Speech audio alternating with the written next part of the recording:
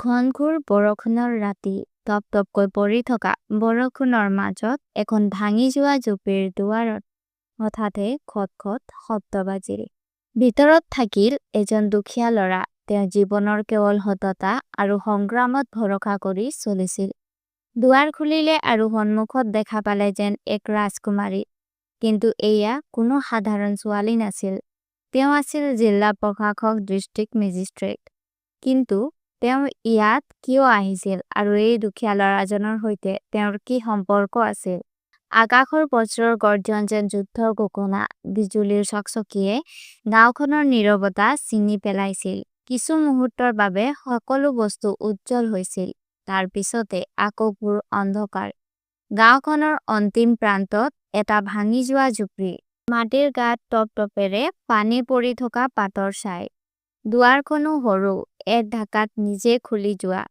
ইয়াতেই বাস কৰিছিল অৰ্জুন, 22 বছৰ বয়সীয়া এটা সাধাৰণ ল'ৰা। সঁচা, পৰিশ্ৰমী আৰু সত্য।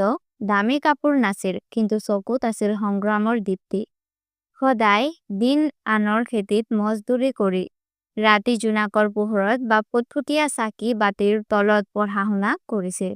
পিতৃ অকালতে মৃত্যুবৰণ কৰিছিল, কিন্তু দিনৰ পিছতে মাতৃৰ অসুখত মৃত্যু হৈছিল। একাকিতাৰে তেওঁৰ লগত পুনৰ বন্ধুত্ব আছিল।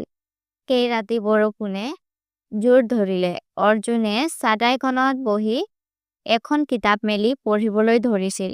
ঠিক তেতিয়াই ঠক ঠক ঠক দুৱাৰত জোৰেৰে কোনোবাই খটখটালে। অৰ্জুন চমক খাই গ'ল। এই ঘনঘোৰ ৰাতি কেৱল ক'ত কোনো পথিক্ৰমী গ'ল নেকি? নে কোনো জীৱন্ত জন্তু? তেওঁ ধীৰেৰে দুৱাৰৰ ফালে গৈ অৰ্জুনে গভীৰ নিশ্বাস লৈ দুৱাৰ খুলিলে। আৰু দৃশ্যটো দেখি তেওঁৰ দেহত যেন বিজুলী পৰি গ'ল। সন্মুখত এজনী ছোৱালী, দীঘল চুলিৰ পৰা পানী টপটপকৈ পৰি আছিল।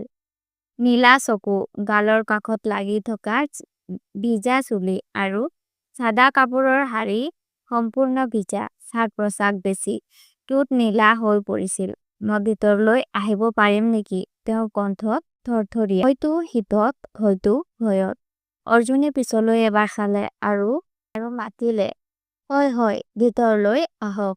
ছোৱালীজনী লাহেকৈ ভিতৰলৈ আহি এফালে বহিল। অৰ্জুনে খৰধৰকৈ নিজৰ চাদৰ দিলে। এইখন লওক, আপুনি একেবাৰে তিতি গৈছে। কিছু মুহূৰ্ত মনে মনে কেৱল টপ টপ বৰষুণৰ শব্দ আৰু ছোৱালীৰ থৰথৰীয়া নিশ্বাস। অৰ্জুনে অৱশেষত সুধিলে, আপুনি ইয়াত কেনেকৈ আহিলে? ছোৱালীজনী হাঁহি দিছিল, ক্লান্তি ভৰা হাঁহি। মোৰ গাড়ী গাঁওখনৰ ৰাস্তাৰ গাঁতত ফচি গ'ল। মোবাইলৰ নেটৱৰ্ক নাই। অন্ধকাৰত কেৱল আপোনাৰ জুপিৰ দ্বীপখিনি দেখা গ'ল। তেওঁৰ কথাৰে এক নিৰ্ভীকতা আছিল। বেছি ভয় নাছিল, বেছি গভীৰো নাছিল। অৰ্জুনে ভিতৰত অদ্ভুত এক অনুভৱ কৰিলে। এই ধৰণৰ সুন্দৰী ছোৱালী, এই ধৰণৰ ৰাতি, এনে সহজতাৰে। হয়তো ভাগ্যই প্ৰথমবাৰৰ বাবে তেওঁৰ দুৱাৰত কোনো অতিথি পঠিয়াইছিল। তাতো যেন পৰী। অৰ্জুনে পুৰণি বৰ্তন এটাত চাহ উকলাই দিলে। ঘৰতে কেৱল 2টা কাপ, এটা ফুটি গ'ল, আনটো সময়ৰ লগত হালধীয়া। ঠিক সেইখনতে আদা তুলসীৰ লগত চাহ বনালে, যেনে তেওঁৰ মাতৃ বনাই দিয়া দৰে। ছোৱালীজনী এতিয়াও কঁপিছিল, কিন্তু চকুত ভয়ৰ সলনি জিজ্ঞাসা। ছোৱালীজনীক সুধিলে, আপোনাৰ নাম কি? অৰ্জুনে হাঁহি দি ক'লে, অৰ্জুন। আৰু আপোনাৰ? কিছু সময় মনে মনে থাকি তেওঁ মৃদু সুৰে ক'লে, আৰ্যা। অৰ্জুনক সলনি সুধিলে, আপুনি একাকী থাকে নেকি? অৰ্জুনে ক'লে, হয়, মায়ে কিছু বছৰ আগতে ঢুকাইছিল। এতিয়া কেৱল কিতাপ আৰু খেতি। তেওঁৰ সাধাৰণ কথাবোৰত এক অদ্ভুত গৰিমা আছিল। কোনো দেখুওৱা নাই, কোনো প্ৰলোভ নাই। আৰ্যাই মনে মনে চাবলৈ ধৰিলে। জুপিৰ প্ৰতিটো সামগ্ৰী যেন সংগ্ৰামৰ কাহিনী আছিল।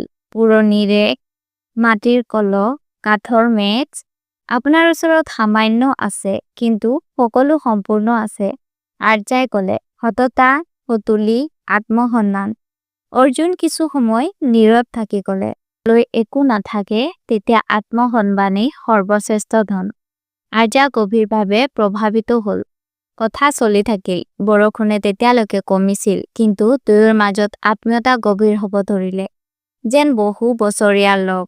আৰ্যাই সুধিলে, যদি আপোনাক সুযোগ দিয়া হয়, আপুনি কি হ'ব বিচাৰিব অৰ্জুনে বাট নেৰাই উত্তৰ দিলে শিক্ষক মই চাইছো গাঁওখনৰ ল'ৰা-ছোৱালী ইংৰাজী আৰু বিজ্ঞান শিকক কোনো নেতাৰ ভাষণত নহয় নিজৰ যোগ্যতাৰে আগবাঢ়ক আৰ্যা কিছু সময় মনে মনে থাকি চকুত তেখেতক চালে তাৰ পিছত নিজৰ বেগৰ পৰা এটা কাৰ্ড উলিয়াই দিলে আপুনি জানিব বিচাৰে মই কোন হয় তেওঁ কাৰ্ডটো আগবঢ়ালে ডিস্ট্ৰিক্ট মেজিস্ট্ৰেট আৰ্যা ৰাজপুত অৰ্জুনৰ হাত কঁপি উঠিল চকু বহল হ'ল আপুনি DM চাইবা আৰ্যাই মূৰ তোলালে হয় কিন্তু আজি মই মোৰ বাংলাত নাই আজি মই ইয়াত কাৰণ মই এটা সঁচা মানুহক ইয়াত পালো কোনো চিনাক্তি বিচৰা নাই কোনো প্ৰশ্ন নকৰাকৈ মোক আশ্ৰয় দিলে এই মানৱতা চৰকাৰী বাংলাত নাথাকে অৰ্জুনৰ চকুত চকু পানী চমক আৰু গৌৰৱৰ মিশ্ৰ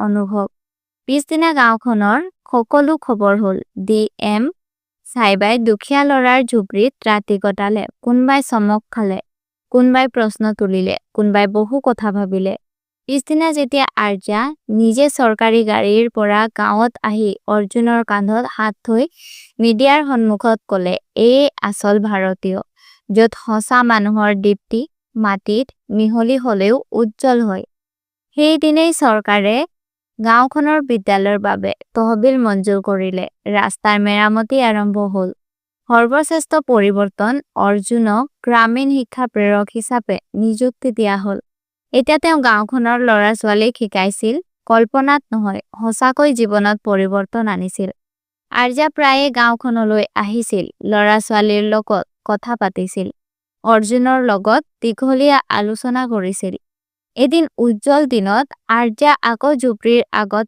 আহি ৰখিছিল এবাৰ হুকান হাৰি মুখত আত্মবিশ্বাস আৰু চকুত একে কোমল দীপ্তি আৰ্যাই হাঁহি দি ক'লে এতিয়া আপুনি মোৰ লগত যাব আৰু গাঁওখনৰ প্ৰতিটো ঝুপৰিত আখাৰ পোহৰ জ্বলাই তুলিম অৰ্জুনে কোনো দ্বিধা নকৰি ক'লে য'ত আপুনি যাব ময়ো লগত আছো এইদৰে সততা সংগ্ৰাম আৰু মানৱতাৰ মাটিৰ পৰা উঠি আহিল এক নতুন কাহিনী এজন দুখীয়া ল'ৰা আৰু এজন DMA চাহিবাৰ মাজত আখাৰ হেতু বন্ধুসকল আপোনালোক অসমৰ কোন জিলাৰ পৰা আমাৰ ভিডিঅ' চাই আছে অনুগ্ৰহ কৰি কমেন্ট কৰি জনাব লগতে এনে ধৰণৰ ভিডিঅ'সমূহ পাই থাকিবলৈ ভিডিঅ'টো লাইক আৰু চেনেলটো সাবস্ক্ৰাইব কৰিবলৈ নাপাহৰিব ধন্যবাদ জয়